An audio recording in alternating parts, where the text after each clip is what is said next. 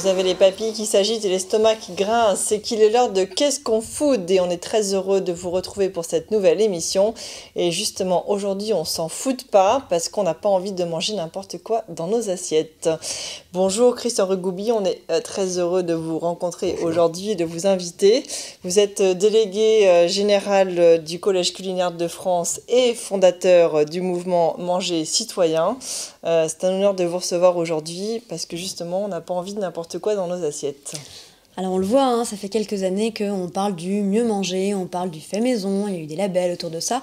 Et puis il y a beaucoup d'événements qui ont lieu aujourd'hui, qui sont ouverts au grand public et qui essayent de populariser la gastronomie, de la rendre accessible à tous. Alors il y a très bientôt qui commence justement l'événement Tous au restaurant, hein, on s'en souvient bien, chaque année ça revient. Cette année c'est du 18 septembre au 1er octobre et comme d'habitude, pour un menu acheté, vous aurez un menu offert, ça c'est plutôt chouette, ça permet de découvrir plein de restaurants et des restaurants généralement de qualité. Il y a aussi l'événement Taste of Paris, où là, pour le coup, on a la crème de la crème, hein, les plus grands chefs qui, pendant 2 jours, hein, c'est ça, au Grand Palais, 4 jours au Grand Palais, se délocalisent de leur restaurant pour proposer des petites assiettes, mais de leurs grands plats signature. Un événement absolument magique. Mais au quotidien, comment on fait pour s'y retrouver et pour manger bien? C'est ce qu'on va essayer de comprendre juste après cette courte pause. Taste of Paris. Alors Christian, vous êtes donc le délégué général du Collège culinaire de France. Le Collège culinaire de France, à la base, il y a 15 chefs fondateurs, dont, alors on l'a vu, Yannick Aleno, Paul Bocuse, Alain Ducasse, tout à fait, voilà, des gens assez renommés, hein, des grands chefs. Quelle est l'ambition du Collège culinaire de France? Alors l'ambition du Collège culinaire de France, c'est de partir des valeurs universelles de la gastronomie. Parce que très souvent, on a dit la gastronomie française n'est plus première dans le monde, etc. Nous pensons, et nous avons rapidement pensé, que c'est un combat d'arrière-garde. Et qu'en fait, le monde est ouvert et qu'aujourd'hui, la France est détentrice des valeurs universelles de la gastronomie. Donc elle est ouverte aux cuisines du monde et elle est ouverte aussi à irradier à travers le monde, puisque la plupart des très grands chefs à l'étranger ont été formés par les chefs français. Donc ça, c'est le premier pas. Mais c'est pas suffisant dans le sens où, effectivement, la gastronomie française, le pays de la gastronomie, avec tous les terroirs extraordinaires qu'on peut avoir, cette richesse fabuleuse, qu'est-ce qu'on peut faire? Est-ce que ce sont simplement les grands chefs? Alors les grands chefs, pour une fois, puisque la France a toujours comme image d'être très nombrilistes, etc., mais se sont dit, ben non, c'est pas simplement nous, c'est tous les gens qui sont sur le terrain, tous les restaurants, tous les producteurs qui sont sur le terrain, et on a pu constater, dès la création, qu'en analysant un peu les choses, j'avais vu ça à travers notamment le ministère de l'économie en France, que en gros, 80% des restaurants en France étaient des restaurants qui pratiquaient en fin de compte des plats tout préparés, du hors d'œuvre jusqu'au dessert, et il y avait en gros pas de cuisiniers en cuisine, mais des réchauffeurs qui à partir de beaucoup de micro-ondes. Beaucoup de micro-ondes. C'est ça. Donc le grand danger de la gastronomie, il est là. Ouais. Il était là, c'est-à-dire comment, dans l'avenir, la vraie cuisine, les cuisines de terroir, etc., allaient pouvoir perdurer. Donc ça a été la base du combat et de l'engagement du Collège culinaire de France. Alors de ça, on est sorti ce qu'on appelle les restaurants de qualité et les producteurs et artisans de qualité. Donc c'est des gens qui sont identifiés. Alors je suis quand même impressionnée par le nombre, hein. J'ai vu qu'à Paris, il y avait 250 restaurants adhérents et en France, il y en a 1411. C'est énorme, c'est-à-dire qu'on a quand même un potentiel de... Parce que j'imagine que ces restaurants sont des restaurants qui donc font tout maison et où on y mange bien, donc ça montre qu'on a quand même des gens qui sont aussi engagés sur notre territoire. Comment vous les identifiez? Vous savez, le premier critère, les associations dans la gastronomie, dans la restauration, dans la cuisine, il y en a énormément. Donc l'enjeu, c'était pas de faire une association de plus. L'enjeu n'était pas de faire un label qui allait certifier un certain nombre de choses. Il y en a plein déjà, plus ou moins bien, mais en général, ça va plutôt dans le bon sens. Donc l'enjeu, ça a été de se dire, en fin de compte, il n'y a pas aujourd'hui déjà d'association qui relie les restaurateurs avec les producteurs. Ce qui est quand même la base du métier de restaurateur, c'est de cuisiner avec de bons produits. Nous disons par définition, il n'y a pas de cuisine de qualité sans produit de qualité. Bien sûr. Premier élément. Donc, déjà, les réunir ensemble, c'était important parce que chacun est dans son coin, même si les bons restaurants vont chercher des producteurs, c'est pas suffisant. Qu'est-ce qu'on peut créer véritablement ensemble? Donc ça, c'était le premier élément. Et le deuxième point, c'était de dire, on va pas faire un label avec une charte scientifique, etc., puisque ça existe encore une fois déjà. Mais ce qui est le plus important, nous semble-t-il, c'est les vrais comportements. Or, la sélection sur quoi elle s'est faite, avec la caution bien évidemment de professionnels incontestables, incontestés, que sont les chefs fondateurs, mais aussi plus de 200 chefs et producteurs en région qui sont nos chefs et producteurs référents et qui, sur chaque dossier qui est soumis au Collège culinaire de France, ont des avis à donner. Donc ça nous permet de filtrer un certain nombre de choses et d'avoir une garantie professionnelle. Et ce qui est important, c'est que on sort du microcosme parisien aussi et de montrer Absolument. Que c'est la France. Ça, c'est un point. Les produits viennent peu de Paris, malheureusement. Oui, c'est un point fondamental. Le premier critère, c'est avant tout, est-ce que derrière le produit du producteur ou derrière le restaurant, il y a un homme? Tout simplement, ou une femme bien sûr. Ou un micro-ondes. Voilà, exactement. Et donc ça veut dire quelle histoire il a à nous raconter. Parce que si vous n'avez pas un restaurant qui est habité, si vous n'avez pas un produit, si qualitatif soit-il, qui n'est pas incarné par quelqu'un qui en a la passion derrière, vous avez de fortes chances que la qualité ne va pas durer. Donc c'est le premier élément sur lequel nous avons comme critère. Et le deuxième, c'est de savoir, bien évidemment, et ça on va y revenir sans doute à travers tout ce qu'on va dire aujourd'hui, mais c'est de savoir d'où viennent vraiment les produits. D'avoir une transparence sur d'où viennent les produits, comment ils ont été fabriqués, comment ils ont été élevés, comment ils ont été nourris, etc. Donc c'est un point fondamental et chaque restaurant de qualité doit pouvoir avoir une connaissance de la source de ses produits. Alors on va justement aller à la rencontre d'un de vos chefs référents de la région Aquitaine. Ce chef s'appelle Jean-Pierre Xiradakis. Je dis bien le nom, tout va bien. Ouais. Il est donc originaire, j'imagine, plutôt basque, avec un nom comme ça, mais bon. Et le producteur s'appelle Alexandre Petit. Et donc ils ont travaillé ensemble une recette pour sauver une race locale de volailles en Gironde qui était en voie de disparition. Tout à fait. On découvre tout de suite leur univers.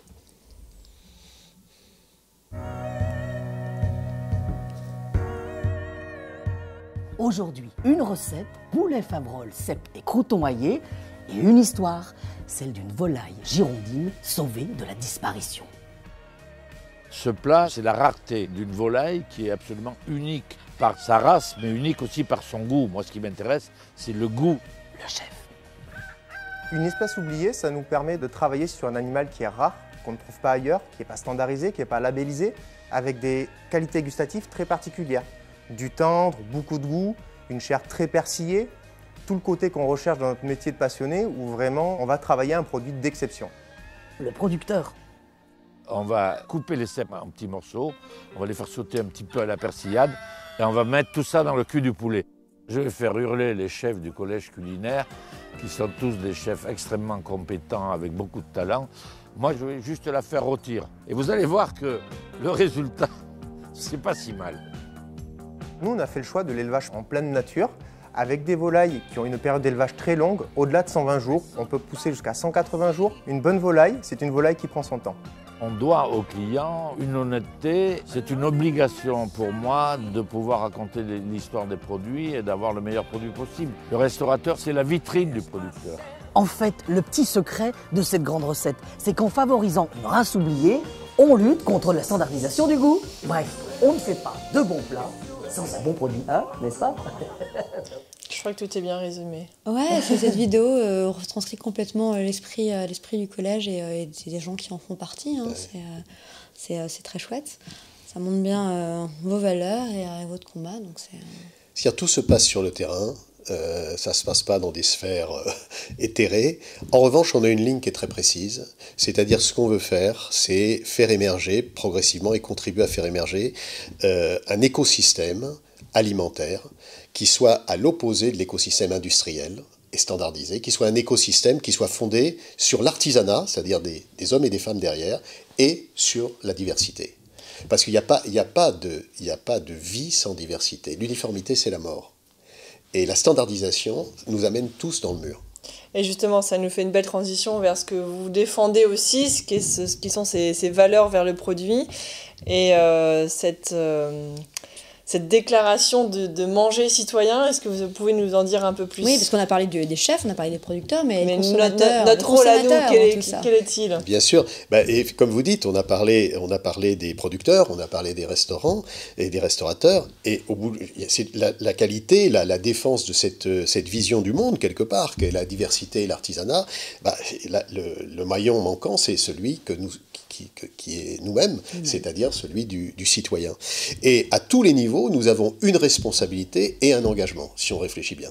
Or, à travers le fait de manger, c'est quand même peut-être un des seuls éléments de l'humanité qui est partagé par toute l'humanité. On ne peut pas ne pas manger, c'est pas possible. Donc ce lien-là, il implique aujourd'hui beaucoup de choses parce qu'il agit sur notre santé, il agit sur la santé de la planète, il agit sur la culture et il agit sur tout un système économique et social. Donc, c'est pas simplement de la gastronomie, c'est agréable, c'est du bon goût, etc. Ça implique énormément de choses. Et on peut, à travers ce levier, qui est en même temps un levier de plaisir quand même, la nourriture, quand on y fait un petit peu attention, et ça doit rester ça avant tout, vous avez tout à fait raison, on peut avoir un levier très très fort. D'où l'idée d'aller jusqu'au bout de la logique et de créer ce mouvement Manger citoyen que nous avons créé au mois de juillet dernier, donc c'est très récent, et qui mobilise tous ceux qui ont conscience de ça, qui en ont envie et qui sont passionnés. Donc il suffit d'aller s'inscrire sur le site. Adhérer. C'est gratuit, c'est très simple, il suffit d'aller sur le site manger-citoyen.org et puis de s'inscrire. Alors, qu'est-ce qu'on va y faire, qu'est-ce qu'on y fait? On a plusieurs éléments. Le premier, c'est la rubrique qu'on a appelée désintox, c'est-à-dire apporter une transparence, une information qui est déjà donnée de plein de façons dans les médias, mais essayer de la centrer sur les choses essentielles pour la vie de tous les jours. Premier élément, prise de conscience des choses. Deuxième élément, en fait, il y a trois choses. Le premier, c'est comment mieux acheter. Voilà. Le deuxième, c'est comment mieux se nourrir. Et le troisième, c'est comment mieux partager. Alors, comment mieux acheter? Première action que nous menons sur les marchés. On dit très souvent, au sein du mouvement, il faut préférer pour l'alimentaire, je dis bien pour l'alimentaire, le marché à l'hypermarché. C'est totalement différent. Maintenant, vous allez sur un marché, vous pouvez tomber sur des gens qui s'approvisionnent de la même... Il y a tout et n'importe quoi. Donc, on a lancé un certain nombre d'actions sur les marchés pour aller identifier. Alors c'est important parce qu'en même temps, on a la connaissance et la caution du Collège culinaire de France, donc on va même peut-être labelliser certains éléments. Ceux qui sont des vrais producteurs, qui sont vraiment passionnés. Et on va faire une cartographie, d'abord à Paris et ensuite sur l'ensemble de la France, de savoir, recommandé par le mouvement Manger Citoyen, vous avez tel et tel producteur et tel et tel. Et on ira avec les gens du mouvement qui le souhaiteront faire les courses ensemble. Ça peut être des communautés dans toute la France qui peuvent être assez intéressantes, passer une heure ensemble à aller rencontrer, soutenir ces producteurs. Voilà. Et on va faire la même chose après pour mieux se nourrir, c'est-à-dire que là aussi vous avez sur mieux se nourrir, alors je l'avais mis dans le livre Manger est un acte citoyen que j'ai écrit avec Alain Ducasse, il y a la dictature des régimes. Alors, ça a été de la grande consommation et tel régime est mieux que tel autre, etc. Ça a été des sources de business aussi très très importantes. Donc là, essayer de serrer un petit peu les choses, revenir à des choses de bon sens. Nous avons des experts qui sont nutritionnistes, médecins, etc. reconnus, et donner quelques conseils de base sans partir sur tel régime contre tel autre régime, etc. Déjà, prendre le temps de manger. Rien que le fait de prendre le temps de manger, c'est excellent pour la santé. Il y a des études qui sont sorties là-dessus. Les Français passent beaucoup moins de temps à table qu'avant. Exactement. Les repas sont beaucoup plus courts, le temps à cuisiner est plus court, etc. On essaie de lutter contre ça. Je pense qu'il y a aussi une prise de conscience des gens petit Absolument. à petit. Mais ça reste réservé au week-end, au soir, etc. Alors c'est pour ça que le troisième élément, c'est mieux partager. Et là, on est en train de développer des dîners mangés citoyens dans des restaurants de qualité, bien évidemment. Sûr, la boucle est bouclée. Et là, on va demander aux restaurateurs de qualité de s'engager quand on va avoir 10, 12, 15 personnes qui vont venir dans un dîner manger citoyen, d'expliquer son métier, ce qu'il fait, où il trouve ses produits, faire venir des producteurs aussi, c'est-à-dire d'avoir véritablement quelque chose qui enrichit le repas et qui en même temps lui donne une dimension pour effectivement les bonnes habitudes et le bien manger. Alors on vous invite à tous à aller vous inscrire sur manger-citoyen.org, comme ça vous pourrez suivre toutes les actualités de ce nouveau mouvement et apprendre à vous aussi mieux manger et à partager. On espère vous y retrouver très prochainement. On fait une courte pause et on se retrouve tout de suite pour parler maître restaurateur et fait maison.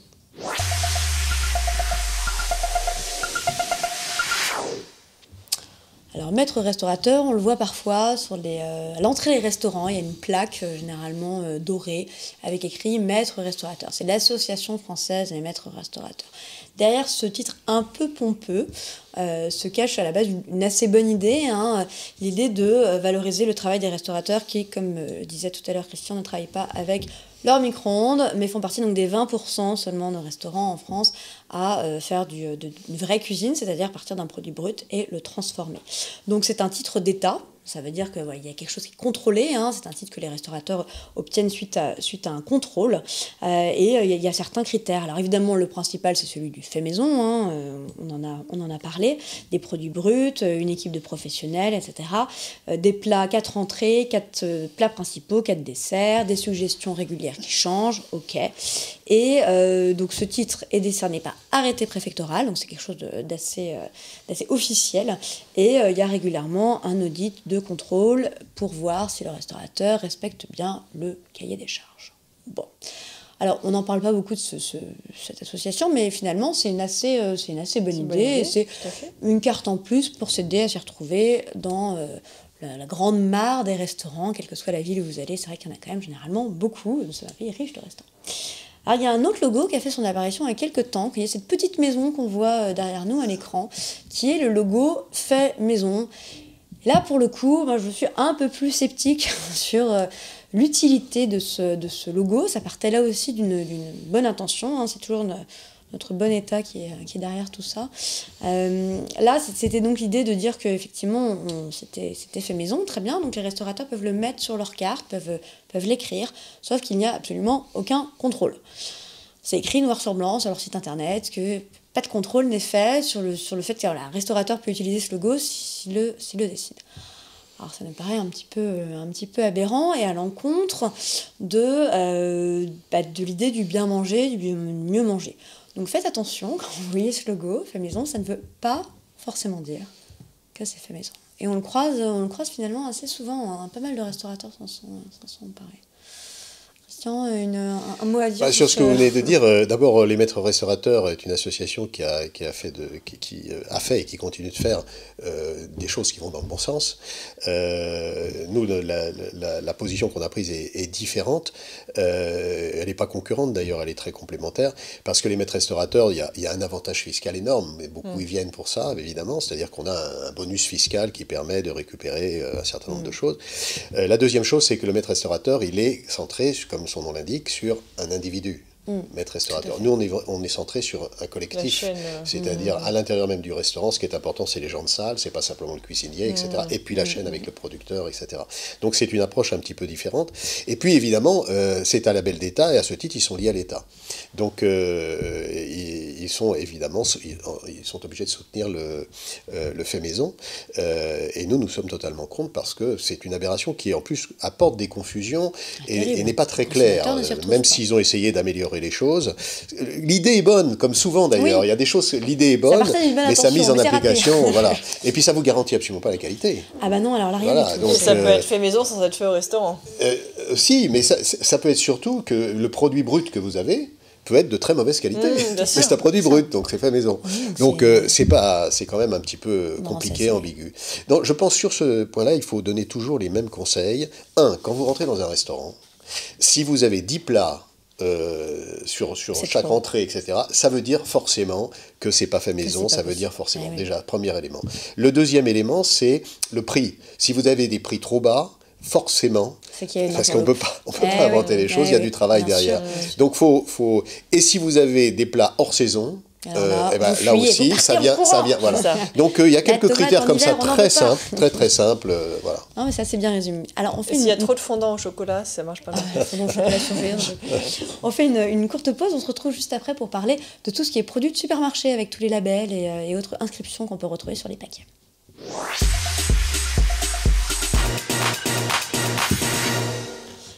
Label rouge, AOP, IGP, bleu blanc cœur, qu'est-ce que j'ai d'autre? Bio, bien entendu. Saveur de l'année, élu produit de l'année, pêche durable, bref. Il y a des étiquettes partout sur nos produits, hein, on le voit, plus ou moins gros. Hein. Sur celui-ci, vous voyez, c'est juste un petit macaron qui dit indication géographique protégée, très bien. Là, ça va être un peu plus gros, on va avoir le bon gros logo bleu blanc cœur, ok, bon. Alors bio, là, c'est carrément écrit en énorme, hein, on ne peut pas le louper. Voilà, nos produits sont farcis de petites étiquettes qui apportent aussi finalement pas mal de confusion. Alors, sur quoi peut-on s'appuyer réellement? Alors le label bio, bien entendu, est un label européen très officiel, avec un cahier des charges assez strict et qui demande une mise en place particulière. Pour autant, je trouve parfois que les produits labellisés bio ne sont pas forcément meilleurs gustativement qu'un produit qui n'est pas labellisé. Et beaucoup plus cher. Et généralement 3 fois plus cher. Là, déjà, première confusion. Oui, il y a beaucoup de choses à dire là-dessus, parce que déjà, quand vous parlez du label bio, le label là, que vous avez affiché est un label, c'est le label d'origine que la France a généré. Ensuite, ce label a été repris par la Commission européenne. Or, la Commission européenne a descendu l'exigence des critères, parce qu'il fallait que tout le monde soit d'accord au niveau européen. Donc, ce qui fait qu'il est moins exigeant, ce label, que vous avez en même temps, vous savez, les petites feuilles vertes, voilà, exactement, tout à fait. Voilà en dessous. Ça, c'est le label européen. On a gardé le AB parce qu'il était très connu. Ouais. Voilà. Mais donc ce niveau-là est descendu en exigence. Ce qui fait que la France a créé un autre label qui s'appelle le Biocohérence, et qui, lui, garde les exigences initiales. Qui rajoute faut le une savoir. supplémentaire. Ah, vous ne l'avez pas vu parce qu'on le voit moins. On le voit moins parce que les exigences initiales sont moins gardées, et c'est exactement ça. Donc il faut faire attention à celui-là. Ça date d'une semaine. La Commission européenne, d'accord, en fin de compte, pour les critères bio, a déterminé que chaque pays faisait à discrétion ses critères. Donc ça veut dire que quand vous avez notamment dans les hypermarchés, quand vous avez du bio qui arrive, parce que la production française n'est pas suffisante, qui arrive en masse, il vaut mieux quand même, à mon avis, se méfier, il vaut mieux aller dans des organisations plus spécialisées. Alors il y a un autre logo qu'on voit souvent qui est donc celui du bleu blanc cœur. Alors eux, pour le coup, ils parlent plus justement de l'alimentation des produits, enfin l'alimentation des animaux, pardon. Donc par exemple là sur le cochon, hein, où ils disent qu'ils les nourrissent avec des oméga 3, du lin, voilà. De la luzerne. Exactement. Et donc avec une idée que si l'animal est bien nourri et en bonne santé, il produit une viande de qualité et que nous aussi derrière, on est en bonne santé. Moi, ça m'a l'air assez respectable comme label. J'aime bien l'idée de me dire que si l'animal a été bien nourri, derrière, on mange bien. Si vous voulez, le problème de tous les labels, on va venir sur bleu blanc cœur. Pour vous donner quelques points. Oui, c'est très joli en plus. Oui, c'est très bien. Non, mais c'est plutôt un bon label, mais pour vous donner la précision, c'est que le problème de tous les labels, évidemment, ça fait vendre au niveau marketing, c'est intéressant. Mais derrière, l'information est tronquée, parce qu'on a un label, on dit on va faire confiance. Ce qu'il faudrait faire, c'est qu'il y ait une information réelle et exhaustive. Par exemple, en bleu blanc cœur, effectivement, vous avez des nourritures qui sont à l'origine plus chargées en oméga 3 et c'est bon. Mais on ne vous dit pas qu'il y a des antibiotiques, par exemple. Il faudrait qu'il y ait... Parce que c'est pas bio. Voilà, exactement. Donc il faudrait que toute l'information soit exhaustive. Ouais. Nous avons une meilleure nourriture, nous avons des antibiotiques. Pourquoi on ne le dit pas? Après, chacun choisit. Mais pourquoi ne pas dire? Le consommateur n'est jamais informé en totalité. Voilà. Alors moi, par exemple, tout ce qui est IGP et AOP, alors... C'est très confusant déjà dans l'esprit. Je trouvais ça plutôt bien. Ça parle d'un produit dont les principales étapes de production sont réalisées sur un savoir-faire reconnu dans une même aire géographique. Tout à fait. Mais en fait, le produit il peut être de mauvaise qualité à la base. Ce qui compte, c'est la localisation. Mais indépendamment de ça, Isabelle, vous avez l'AOP, l'AOC, l'IGP. Et l'IGP. Oui, bon, alors là, autant vous dire qu'on a perdu tout le monde. Hein. AOP, AOC. En fait, il faut un packaging avec tous les labels. Et là, on est sûr qu'on coche seulement ce qu'on bien manger. L'AOC, c'est à l'origine, c'est aire d'origine contrôlée. Et là, c'est la France. Voilà, c'est la France. Oui. L'AOP, c'est la même chose. Mais en Europe. Voilà. Donc en général, les deux sont en même temps. L'IGP, oui, exactement. C'est aussi un peu la même chose, mais les étapes sont peut-être moins rigoureuses que l'AOP et l'AOC. Voilà, donc il vaut mieux privilégier. Je trouvais que c'était vraiment pas clair. Mais c'est un peu la même chose. L'idée, c'est ça, c'est l'origine géographique, mais un peu différent. Ok, pourquoi pas. Mais le lait n'est pas forcément bio, ni bleu blanc cœur. Non, c'est ça. Et en plus, les produits ne viennent pas forcément quelle que soit leur origine géographique, y compris hors de l'Union européenne. Donc ce qui compte en fait c'est la transformation, c'est-à-dire que on peut acheter quelque chose à l'autre bout du monde et lui faire avoir un label IGP ou AOP sous prétexte que ça a été transformé en France ou en Europe. Je trouve ça complètement aberrant. Et trompeur. Oui, et trompeur. Bon, la moralité de tout ça, c'est qu'il ne faut plus acheter en supermarché, mais bon... Il faut s'informer, oui. Ça demande un travail, mais je veux dire, c'est la responsabilité de tout le monde. On ne peut pas non plus ouvrir la bouche simplement et consommer ce qui nous est donné. Il y en a un que j'aime bien, par contre, peut-être aussi à tort, mais c'est pêche durable. Alors lui, je l'ai trouvé assez sympa. Tout à fait. Lui, il veut montrer que la pêcherie, donc qui s'occupe des poissons, voilà, est durable et bien gérée. Donc il faut pérenniser les stocks de poissons, c'est-à-dire qu'ils sont contre tout ce qui est masse et ils font attention aux espèces protégées, etc. Minimiser l'impact environnemental, excusez-moi. C'est-à-dire garder quelque chose de propre et ne pas impacter tout l'écosystème dans lequel les poissons évoluent, donc ça c'est super important. Et enfin, une pêcherie avec un système de gestion efficace. Et ça c'est ce qui m'a paru super intelligent, parce qu'il faut tout le temps s'adapter aux normes, ça n'arrête pas de changer, encore plus depuis qu'on est dans l'Union européenne. Et je trouve que l'intégrer dans un label, c'est vachement futé. Absolument. Et voilà, là on est sur le phare d'Eckmühl, les filets de hareng en bois de hêtre, et je trouve ça plutôt pas mal. Oui, c'est bien. C'est un label qui est vraiment très rigoureux, et tout à fait. Alors ceux par contre que j'aime pas du tout, hein, je suis désolée, c'est saveur de l'année, élu produit de l'année, alors là... on est sur une approche marketing complètement, bien sûr, ça ressort aux yeux des citoyens et c'est ce qu'on trouve dans les supermarchés. C'est assez moche, mais c'est vrai que ça se voit. Euh... Alors saveur de l'année, ça veut dire que vous, moi, n'importe qui, Madame Michu, même votre chien... Ça veut surtout dire que les marques payent pour ça. Ah bien sûr. C'est un peu différent. N'importe et qui produit de l'année, c'est pareil. Le produit. Et alors la différence, c'est que saveur de l'année, c'est censé être sur le goût, le goût merveilleux du produit. Élu produit de l'année, attention, c'est l'innovation du produit. Et c'est marketing. Et donc du coup, on est beaucoup moins sur la saveur.